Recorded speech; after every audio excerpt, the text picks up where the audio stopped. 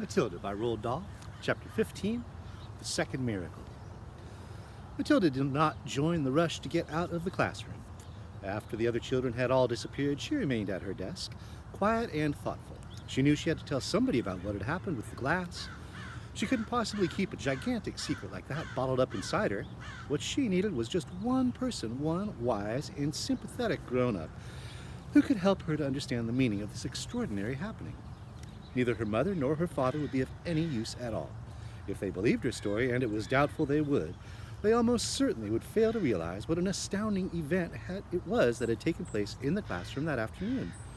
On the spur of the moment, Matilda decided that the one person she would like to confide in was Miss Honey. Matilda and Miss Honey were now the only two left in the classroom. Miss Honey had seated herself at the table and was rifling through some papers. She looked up and said, "Well, Matilda, aren't you going out with the others?" Matilda said, "May I please talk to you for a moment?" "Of course you may. What's troubling you?" "Something very peculiar has happened to me, Miss Honey." Miss Honey became instantly alert. Ever since the two disastrous meetings she had had recently about Matilda, the first with the headmistress and the second with the dreadful Mr. and Mrs. Wormwood, Miss Honey had been thinking a great deal about this child and wondering how she could help her. And now, here was Matilda sitting in the classroom with a curiously exalted look on her face and asking if she could have a private talk.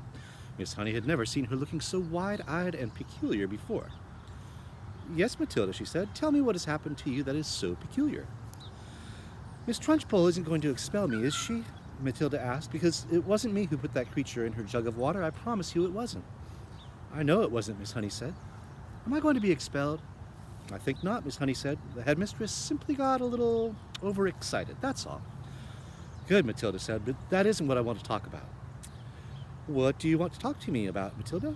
"I want to talk to you about the glass of water with the creature in it," Matilda said. "You saw it spilling all over Miss Trunchbull, didn't you?" "I did indeed."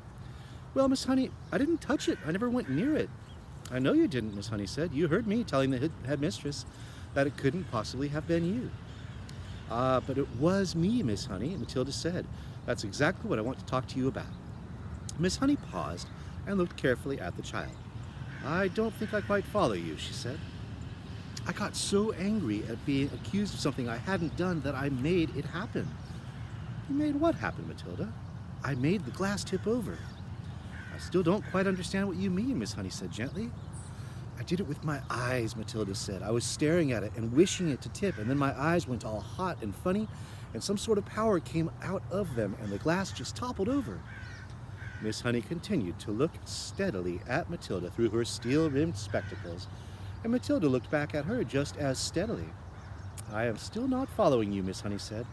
"Do you mean you actually willed the glass to tip over?" "Yes," Matilda said, "with my eyes." Miss Honey was silent for a moment. She did not think Matilda was meaning to tell a lie. It was more likely that she was simply allowing her vivid imagination to run away with her. "You mean you were sitting where you are now, and you told the glass to topple over, and it did?" "Something like that, Miss Honey, yes. If you did that, then it is just about the greatest miracle a person has ever performed since the time of Jesus." "I did it, Miss Honey." It is extraordinary, Miss Honey thought, how often small children have flights of fancy like this. She decided to put an end to it as gently as possible.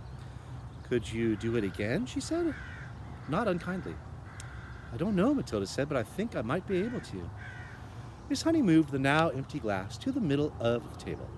"Should I put water in it?" she asked, smiling a little. "I don't think it matters," Matilda said. "Very well, then. Go ahead and tip it over. It may take some time."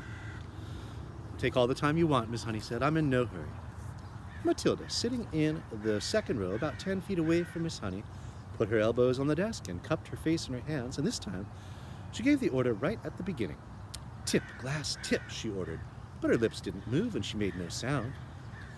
She simply shouted the words inside her head, and now she concentrated the whole of her mind and her brain and her will up into her eyes.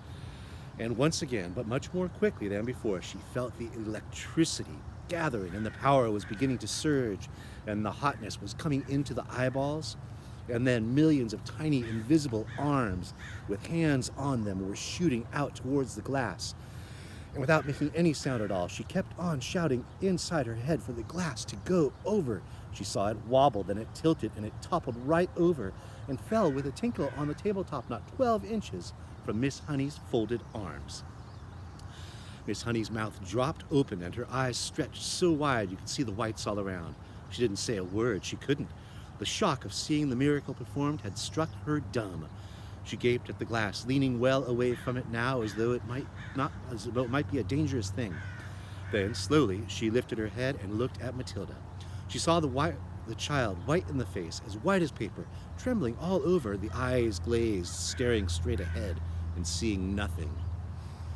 The whole face was transfigured, the eyes round and bright, and she was sitting there speechless, quite beautiful, in a blaze of silence. Miss Honey waited, trembling a little herself and watching the child as she slowly stirred herself back into consciousness. And then suddenly, click, went her face into a look of almost seraphic calm.